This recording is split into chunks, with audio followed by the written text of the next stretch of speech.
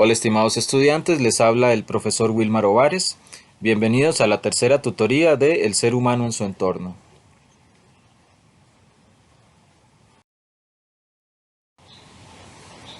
La asignatura tiene un valor de 3 créditos universitarios y requiere una dedicación mínima de 135 horas por cuatrimestre para el estudio de los contenidos y llevar a cabo las actividades evaluadas. Se les recuerda la importancia para todo curso de la UNED de consultar la orientación académica en donde vienen las indicaciones tanto para contacto con la cátedra como sobre las generalidades de la asignatura. Además, el estudiante cuenta con su plataforma de estudio en estudiauned.ac.cr y los contenidos que vamos a estar viendo hoy son los del tercer módulo del libro El ser humano en su entorno del autor Julián Monge Nájera.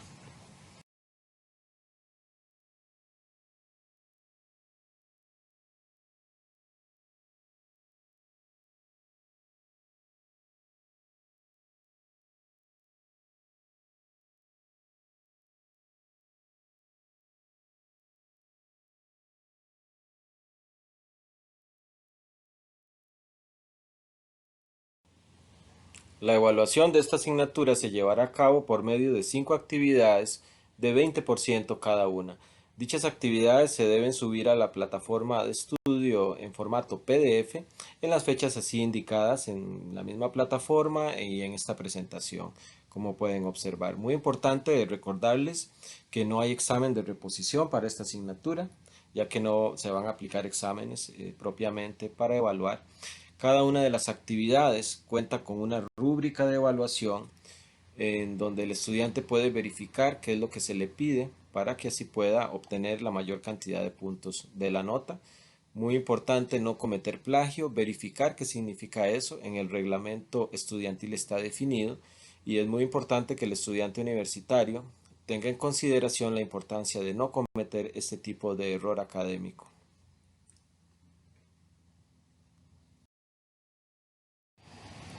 Se les recuerda que la UNED no recibe entregas extemporáneas, esto es fuera de las fechas que se les ha indicado con antelación en la orientación académica.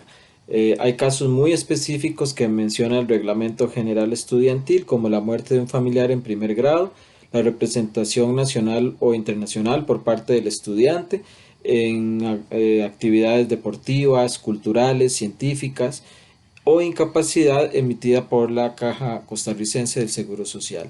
En todos estos casos, el estudiante debe presentar las evidencias para que sean evaluadas por el encargado de la cátedra y se le brinde la oportunidad. Son casos muy especiales y en general por olvido o por razones técnicas, la UNED no recibe documentos fuera de las fechas.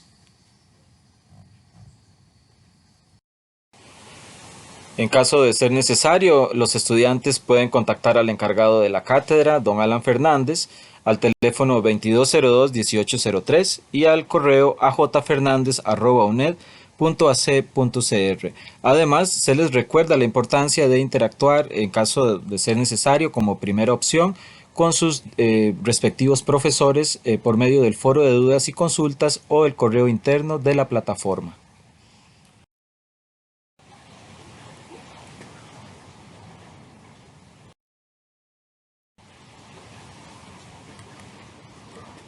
El libro de texto se divide entonces en 3 módulos. El día de hoy estaremos viendo el módulo 3, Supervivencia en el planeta Tierra.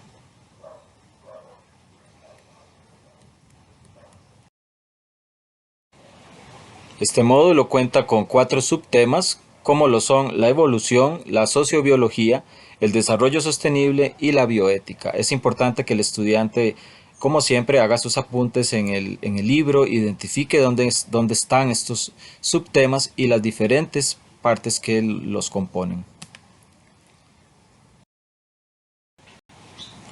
Algunos de los conceptos clave incluidos en este módulo incluyen adaptación, alopatría, simpatría, convergencia, selección natural y otros, algunos de los cuales vamos a ir describiendo a lo largo de esta presentación.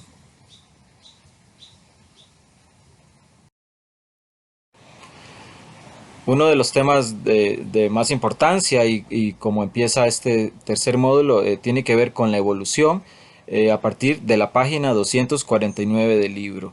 En esta parte del libro se nos brindan diferentes definiciones sobre conceptos como en este caso evolución, en donde se nos indica que los organismos cambian con el tiempo y vienen todos de un antecesor común.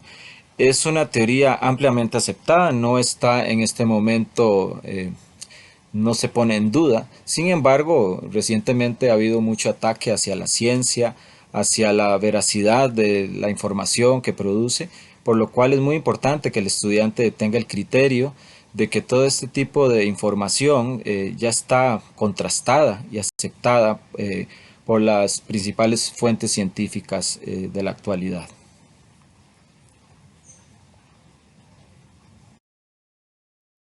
Revisamos entonces conceptos generales sobre la evolución, en este caso la teoría de la evolución orgánica nos indica que los organismos vienen de un ancestro común.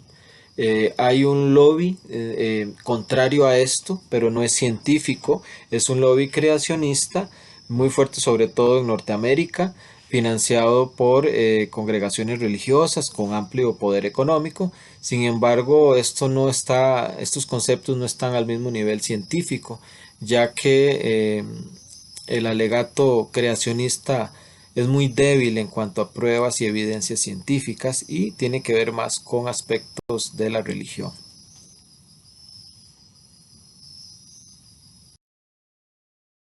Nos indica la unidad de texto que existen evidencias de la evolución por su parte, por medio de fósiles, ADN que se ha encontrado, experimentación en laboratorio, estudio, hipótesis ya comprobadas sobre el origen de animales específicos y el estudio de embriones también brinda gran cantidad de información con respecto a cómo fueron cambiando las especies en nuestro planeta y las adaptaciones que fueron eh, obteniendo a lo largo de los millones de años que ha durado su proceso evolutivo.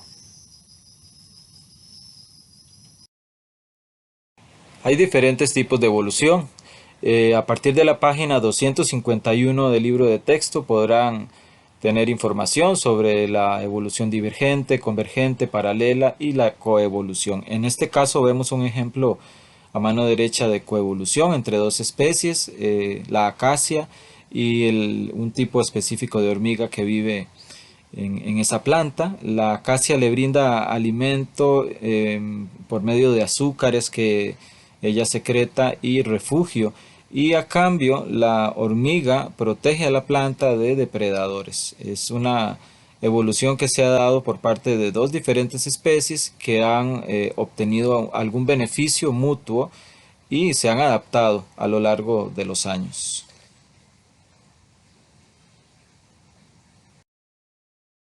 Dentro de los mecanismos con que cuenta la evolución para llevarse a cabo, uno muy interesante es la alopatría, y es cuando de una misma especie quedan aisladas poblaciones en lugares diferentes. Aquí vemos nuestro mono tití a la izquierda y un mono tití de la zona de la Amazonía. Posiblemente zonas anegadas como el tapón del Darién o algunas zonas específicas en algún momento dado hicieron que dos poblaciones de un ancestro común quedaran aisladas y poco a poco fueron evolucionando hasta convertirse en dos especies diferentes que ya no se podrían cruzar.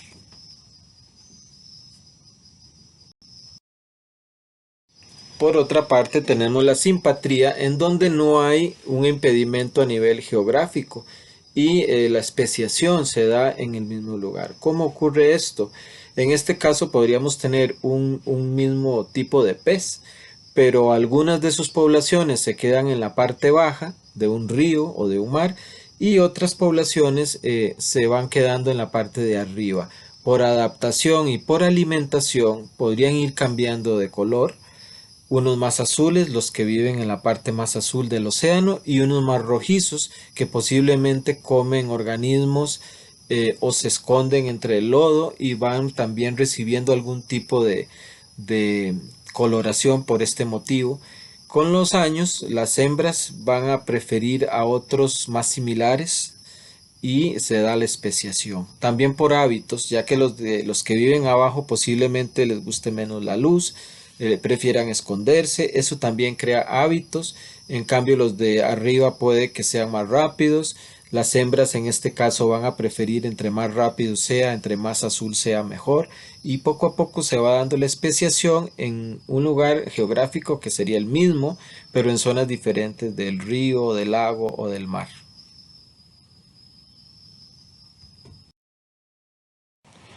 Entonces, en resumen, la especiación alopátrida se da eh, por la formación de una barrera que separa dos poblaciones, lo cual hace que vayan evolucionando en dos especies distintas, mientras que la especiación simpátrida se da en el mismo lugar, pero por factores diferentes.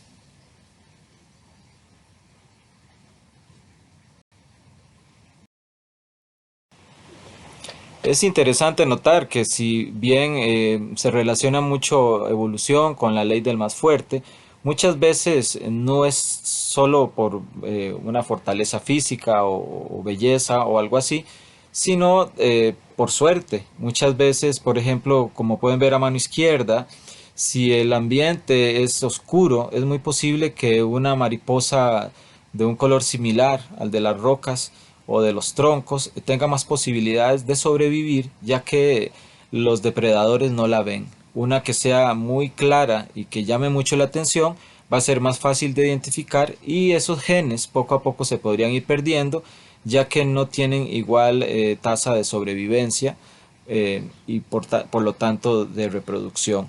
Lo mismo en el caso derecho. En este caso más bien la adaptación de ser oscura o negra en ese contexto no le ayuda. Sin embargo, especies que han podido desarrollar algún tipo de mimetismo para refugiarse y parecerse a los troncos de los árboles o a las rocas, igualmente podrían tener mayores posibilidades de sobrevivencia.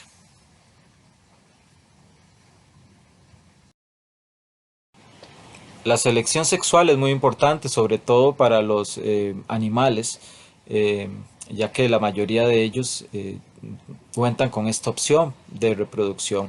Hay señales, colores, actitudes inclusive de los animales que les permiten llamar la atención de alguna u otra forma y obtener mayor respuesta sexual. Muchas veces exhibiciones de colores como en las aves dan a entender que ese macho es más fuerte que otros, garantizando unas mayores posibilidades de reproducción. En otros casos, como en la gacela y animales similares, muchas veces su salud es importante en lugares con tanta competencia por los recursos como por ejemplo en las sabanas, con tanto depredador. Muchas veces ellos brincan para demostrarle a los depredadores que no son el más débil, ya que los depredadores usualmente van a querer hacer el menor esfuerzo posible, por lo tanto suelen buscar animales enfermos o viejos o más bien bebés. Pero un macho adulto o una hembra incluso en algún momento podría realizar algún tipo de actividad para dar a entender de que no es tan fácil cazarlos. Eso también tiene que ver con la obtención de alguna gratificación sexual por parte de las hembras, sobre todo cuando los machos se retan y hacen algún tipo de competencia para ser observados.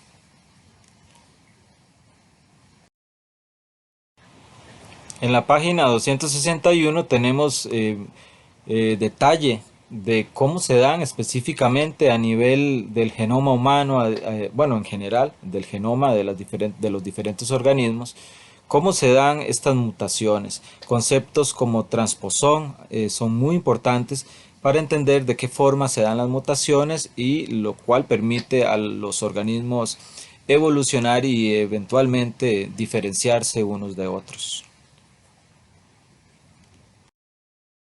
Otro de los temas más importantes en este módulo es la evolución de el ser humano, específicamente desde el Australopithecus hasta lo que es el Homo sapiens de la actualidad, pasando por nuestros primos hermanos los Neandertal, cuyas evidencias fósiles dejan saber que eran homínidos, eran como nosotros, pero tenían una constitución diferente. Eh, hay mucho que se ha dicho al respecto, si son los humanos quienes los eliminaron o fueron enfermedades u otro tipo de situaciones. Lo que sí se sabe es que sí eran muy similares a nosotros en muchos aspectos, incluyendo, por ejemplo, la costumbre de depositar flores en la tumba de un ser querido.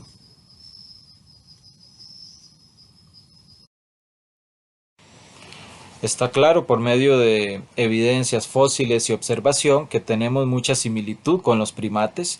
Tenemos manos con dedos muy ágiles que nos permiten realizar diferentes actividades, ojos al frente de la cara, un cerebro bastante complejo, al igual que el de los simios, capacidad de distinguir colores, lo cual es muy importante para alimentación y otras cosas, un largo periodo de cría y un aprendizaje por educación y repetición.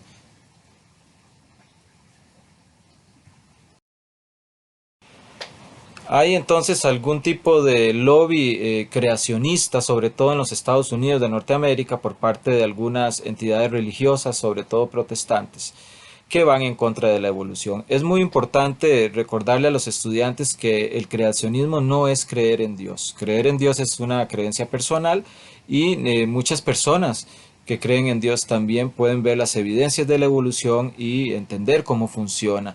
El creacionismo como concepto estudiado en este libro no tiene que ver con la creencia en un Dios, sino con un lobby conservador a nivel político y religioso, en donde se niega la existencia de la evolución y se opta por creer en una creación inmediata, digámoslo así, en un solo momento, como se podría leer en algunos libros sagrados, en donde no ha habido evolución alguna, sino los animales y los organismos fueron creados directamente por un creador específico y esto contrasta mucho con lo encontrado por parte de la ciencia en los últimos siglos.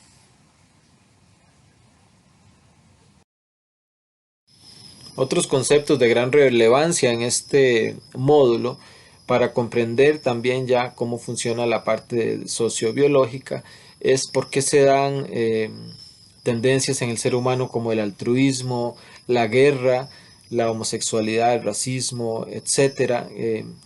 A qué se deben y es bastante interesante las conclusiones a las que llega el libro y la información que brinda para comprender un poco mejor cómo nuestra condición de ser biológico también permea en nuestra forma de ser y pensar.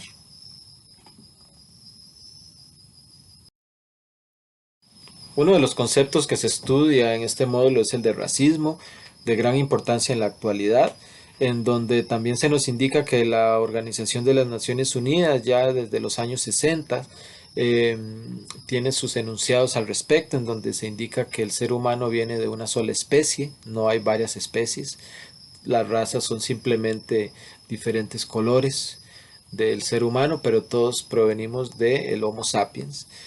Creer que existen sociedades mejores ha sido la base para grandes genocidios a lo largo de la historia y eso muchas veces está también relacionado con conceptos como eugenesia, los cuales se exploran con mayor profundidad en este módulo número 3.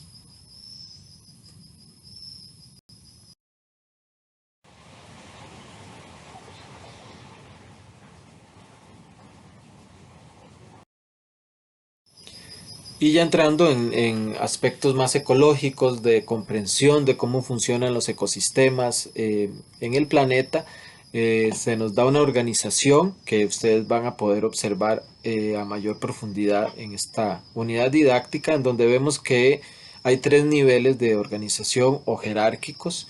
Los átomos, moléculas y organelas son ese primer nivel, luego se encuentra un nivel intermedio con células, tejidos, órganos y sistemas de órganos. Y a partir del individuo tenemos un nivel alto de organización que nos llega incluso hasta comunidad y ecosistema.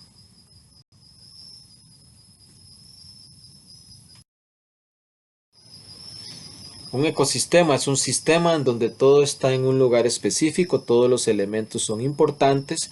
Eh, Si quitamos alguno de esos elementos, el ecosistema entonces va a colapsar y ya no va a darse ese círculo que se da puede que me cambie la precipitación, puede que ya la vegetación no sea la misma y ahí empezamos a estropearlo. Como todo eso es tan delicado, es importante que el ser humano lo sepa y lo estudie para poderse adaptar y no dañar demasiado este tipo de ecosistema que permite la vida en nuestro planeta, porque nosotros dependemos de ese tipo de ecosistema para oxígeno, para alimento o incluso para el disfrute de nuestras ciudades y nuestros países en general, lo cual muchas veces se traduce en actividades económicas como turismo, entre otras cosas. En realidad el ciclo es muy delicado, todo inicia con el sol y de la forma en que se va dando la precipitación y el agua hasta hacer un completo círculo. Todo eso depende de la capacidad de ese ecosistema para mantenerse y para mantener estos procesos. Y se terminan los contenidos de este tercer módulo con el concepto de desarrollo sostenible, en donde podemos contrastar, ver el contraste entre el desarrollo tradicional, en donde ha habido daño ambiental, por cierto, con respecto al desarrollo sostenible, que es una nueva opción que se ha venido promoviendo en las últimas décadas para propiciar un desarrollo en equilibrio con los ecosistemas del planeta. Desafortunadamente, en los últimos siglos el ser humano se ha caracterizado por un sistema de desarrollo que no es sostenible, que no considera el medio ni el ecosistema, con lo cual hemos llegado a una etapa bastante compleja en cuanto al daño ambiental. En la actualidad se hacen esfuerzos por cambiar esto y parte de ello es lo que vamos a ver a continuación con respecto a lo que se denomina el desarrollo sostenible.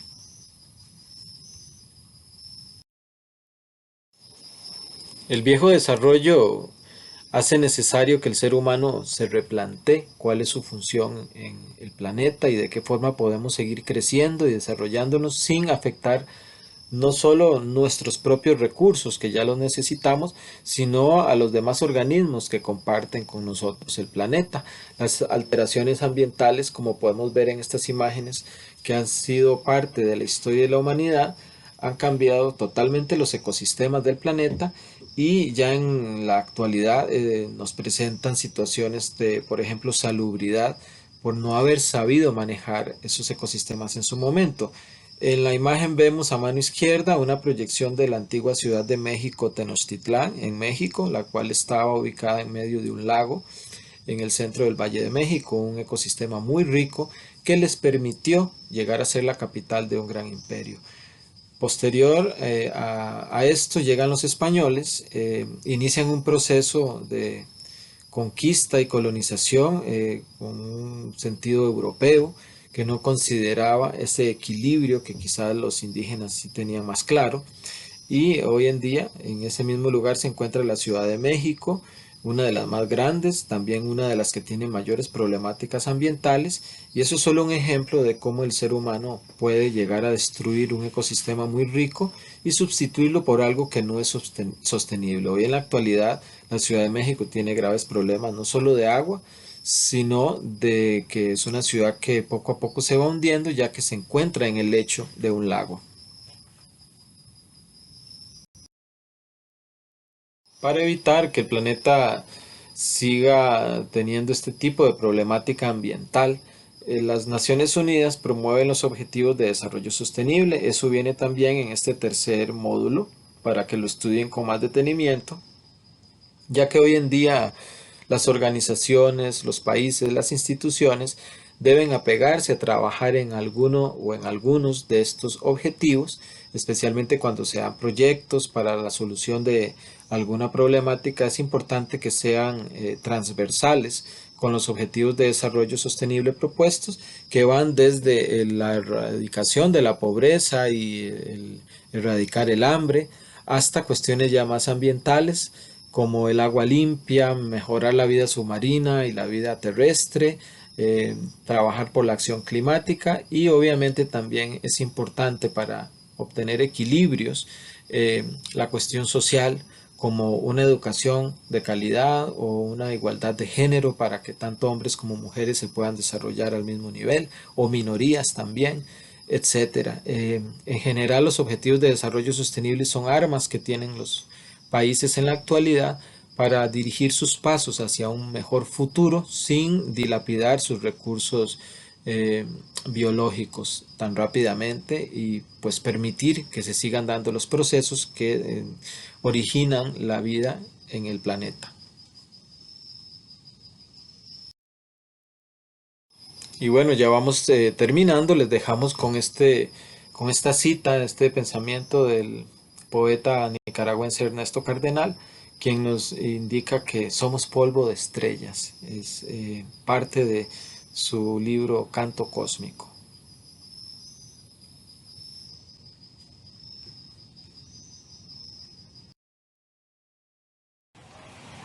Se le recuerda la importancia de estudiar el libro de texto según las fechas indicadas en la orientación académica.